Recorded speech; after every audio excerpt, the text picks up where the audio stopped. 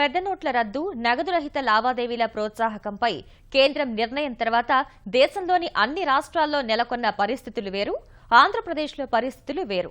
సమస్యలు అన్ని చోట్ల ఉన్నా వీలైనంత ఎక్కువ సమస్యల్ని పరిష్కరించడంతో పాటు కేంద్రం తీసుకున్న నిర్ణయం వల్ల భవిష్యత్తులో కలిగే లబ్ధిని అంచనా వేయగలిగి అందుకు తగ్గ చర్యలు చేపట్టింది.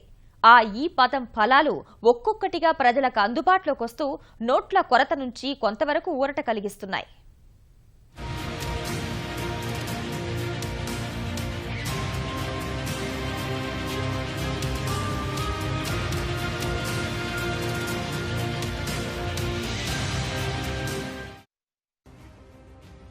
ఎంత మంచి నిర్ణయమైనా ప్రణాళికాబద్ధంగా అమలు కాకుంటే ఇబ్బందే. పెద్ద నోట్ల రద్దు వంటి కీలకమైన నిర్ణయం తీసుకోవడం ఒక ఎత్తైతే, ప్రజలకు ఇబ్బంది కలగకుండా అమలు చేయటం మరో ఎత్తు. ఈ గందరగోళం మధ్య సమస్యను ముందుగానే అంచనా వేసిన ముఖ్యమంత్రి చంద్రబాబు రాష్ట్రంలో సమస్య తీవ్రం కాకుండా ముందు జాగ్రత్తలకు ఉపక్రమించారు. నగదు మార్పిడిపై సందేహాలు తీర్చడం కోసం హెల్ప్ లైన్ ఏర్పాటు మొదలు విజయవాడ కమాండ్ కంట్రోల్ కేంద్రంగా నిరంతర సమీక్షలు, సమావేశాలు నిర్వహిస్తూ అధికార యంత్రాంగం, బ్యాంకింగ్, అనుబంధ రంగాల్ని అప్రమత్తం చేశారు. క్షేత్రస్థాయి సమస్యల్ని ఎప్పటికప్పుడు తెలుసుకుంటూ పరిష్కారాలు అమలయ్యేలా చర్యలు తీసుకున్నారు. ఎన్నో వరుస చర్యలు తీసుకున్నారు. రాష్ట్ర స్థాయి బ్యాంకర్లను సమావేశపరిచి సామాన్యులకు రోజువారీ ఇబ్బందులు లేకుండా ఉండడానికి అవసరమైన చర్యలకు ఆదేశించారు. జిల్లాల వారీగా చిన్న నోట్ల విడుదల, ఆన్లైన్ లావాదేవీల్ని ప్రోత్సహించడం, రైతుల బాకీల్ని పాత కరెన్సీలతో తీర్చుకునే అవకాశం కల్పించడం వంటి అంశాలపై మార్గదర్శనం చేశారు. ఈ నెల మొదటి వారంలో కష్టాల్ని అధిగమించడానికి రాత్రికి రాత్రి ఆర్బీఐ నుంచి రాష్ట్రానికి 2,420 కోట్ల నగదు వచ్చేలా చేయటంలో కీలక పాత్ర పోషించారు. చాలా గుట్టుగా వ్యవహారం నడిపించారు. అవసరాన్ని బట్టి ఒక్కో జిల్లాకు 160 కోట్ల నుంచి 240 కోట్ల చొప్పున నగదును రవాణా చేశారు. తర్వాత కూడా రాష్ట్రానికి తగినన్ని చిన్న నోట్లు 1000 కోట్లలో కావాలని కేంద్రానికి, ఆర్బీఐకి నిరంతరం లేఖలు రాస్తూనే ఉన్నారు ముఖ్యమంత్రి. సామాన్యులు, దినసరి కూలీలు, అల్పాదాయ వర్గాల వారు అందరూ ఇబ్బందులు పడుతున్న పరిస్థితులకు అనుగుణంగా విపత్తుల నిర్వహణ సమయంలో పనిచేసిన విధంగా పనిచేయాలని ముఖ్యమంత్రి కలెక్టర్లకు, యంత్రాంగానికి పిలుపునిచ్చారు. ఆన్లైన్ లావాదేవీలు ప్రోత్సహించాలని కోరారు. కిరాణా దుకాణాల్లో ఆ విషయంపై అవగాహన కల్పించాలని విజ్ఞప్తి చేశారు. ఆర్బీఐ నుంచి వచ్చిన మరో 500 కోట్ల రూపాయలని పింఛన్ల కోసం కేటాయించారు. రాష్ట్ర ప్రభుత్వం, ముఖ్యమంత్రి గారు ప్రతిరోజు కూడా మార్నింగ్, ఈవినింగ్ స్పెషల్ టెలికాన్ఫరెన్స్ పెట్టి పబ్లిక్ ఇబ్బంది లేకుండా చేయాలనేటువంటి ప్రయత్నం రాష్ట్ర ప్రభుత్వం అన్ని రకాలైన ప్రయత్నాలు చేస్తున్నాం. ముఖ్యంగా కామన్ మ్యాన్ దీనిని ఎఫెక్ట్ కాకూడదు, అదేవిధంగా మార్కెట్ కూడా ఎఫెక్ట్ కాకూడదు. అంచేత అందరూ కూడా దీన్ని పాలసీని వ్యతిరేకించవలసినటువంటి అవసరం లేదు. ఎంచేతంటే ప్రభుత్వానికి, గవర్నమెంట్కి, సెంట్రల్ గవర్నమెంట్ కానీ, స్టేట్ గవర్నమెంట్ కానీ రెవెన్యూస్ కూడా భవిష్యత్తులో పెరుగుతాయి. దానివల్ల వెల్ఫేర్లో కానీ, డెవలప్మెంట్ కానీ ఖర్చు పెట్టడానికి అవకాశం ఉంటుంది.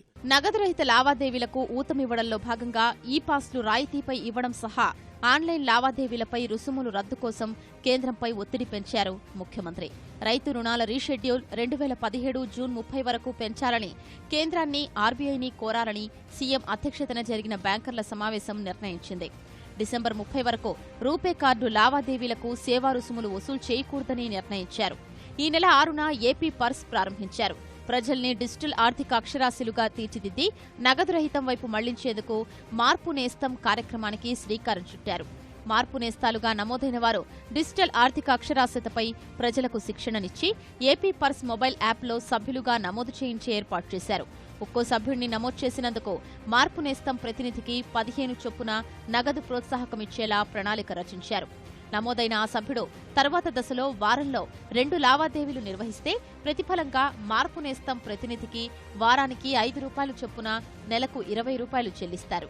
ఈ వ్యాలెట్ వినియోగం, మొబైల్ ఆధారిత నగదు లావాదేవీలపై అవగాహన కార్యక్రమాలు నిర్వహిస్తున్నారు. రైతులు, విద్యార్థులకు రూపే కార్డులు జారీ చేయడానికి జిల్లా కేంద్ర సహకార బ్యాంకు, డీసీసీబీలు సమాయత్తమయ్యాయి. 8 నుంచి 18 ఏళ్ల మధ్య విద్యార్థుల కోసం ప్రత్యేకంగా యువ ఛాంపియన్ పేరిట ఖాతాలు తెరుస్తూ రూపే కార్డులు జారీ చేస్తున్నాయి. రైతులు పంట రుణాలు వాడుకోవడానికి వీలుగా కిసాన్ క్రెడిట్ కార్డుల స్థానంలో తొలిసారిగా రూపే కార్డులు జారీ చేయబోతున్నారు. ఈ కార్డులతో ఏ బ్యాంక్ ఏటీఎంలోనైనా నగదు ఉపసంహరణతో పాటు నగదు రహిత లావాదేవీలు నిర్వహించుకునేందుకు వీలవుతుంది. ఏపీ పర్స్ మొబైల్ యాప్లో ఇలా ఎంత ఎక్కువ మందిని నమోదు చేయించి ఎన్ని ఎక్కువ నగదు రహిత లావాదేవీలు నిర్వహించగలిగేలా చేస్తే మార్పు నేస్తం ప్రతినిధికి అంత ప్రోత్సాహకంగా లభిస్తుంది. ప్రభుత్వం కాకుండా బ్యాంకింగ్ సంస్థలు ఇచ్చే ప్రోత్సాహకం అదనం. గ్రామాల్లో ఒక్కొక్కరు 100 మందిని ఏపీ పర్స్ లో నమోదు చేయిస్తే నెలకు 3,500 వరకు సంపాదించుకునే ఏర్పాటు చేశారు. ఏపీ పర్స్ మొబైల్ యాప్లో 13 మొబైల్ బ్యాంకింగ్ సంస్థలు, 10 ఈ-వాలెట్ సంస్థలు తమ యాప్లను పొందుపర్చారు. మరో 6 సంస్థలు చేరడానికి సిద్ధంగా ఉన్నాయి. ఈ డిజిటల్ విప్లవంలో భాగంగానే నగదు రహిత టికెట్ చెల్లింపుల ప్రోత్సాహకానికి క్రెడిట్, డెబిట్, రూపే కార్డులతో టికెట్ల కొనుగోలు కోసం భారీ సంఖ్యలో స్వైపింగ్ మిషన్లు వినియోగించాలని ఏపీఎస్ఆర్టీసీ నిర్ణయించింది. 16,000 ఈ-పాస్లు సమకూర్చుకుంటోంది. ఆర్డినరీ నుంచి ఏసీ వరకు అన్ని రకాల బస్సుల్లో ఆ సౌకర్యం అందుబాటులోకి రానుంది. క్రమేణా అన్ని ప్రభుత్వ శాఖలకు సంబంధించిన చెల్లింపులు ఏపీ పర్స్ ద్వారా చేసుకునే వెసులుబాటు కల్పిస్తున్నారు. నగదు రహిత లావాదేవీలుగా రూపాంతరం చెందే గ్రామాల్ని గుర్తించి వారికి ప్రోత్సాహకాలు అందించేందుకు చర్యలు తీసుకున్నారు. 2,000 లోపు జనాభా కలిగిన గ్రామాలకు 10,000, 5,000 జనాభా కలిగిన గ్రామాలకు 25,000, 5 నుంచి 10,000 లోపు జనాభా కలిగిన వాటికి 50,000, 10,000 అంతకు మించి జనాభా కలిగిన గ్రామాలకు 1,00,000 చొప్పున ప్రోత్సాహకాలు ప్రకటించారు. రాష్ట్రంలో 29,000 మంది చౌక ధరల దుకాణదారుల్ని బ్యాంకు మిత్రులుగా మార్చే ప్రక్రియకు శ్రీకారం చుట్టారు. తప్పనిసరిగా ప్రజలని వీలైనంతగా క్యాష్లెస్ ట్రాన్సాక్షన్స్కి మూవ్ చేయాలనే ప్రయత్నం దేశంలో అందరికంటే ముందు మన ముఖ్యమంత్రి గారు చేపట్టడం జరిగింది.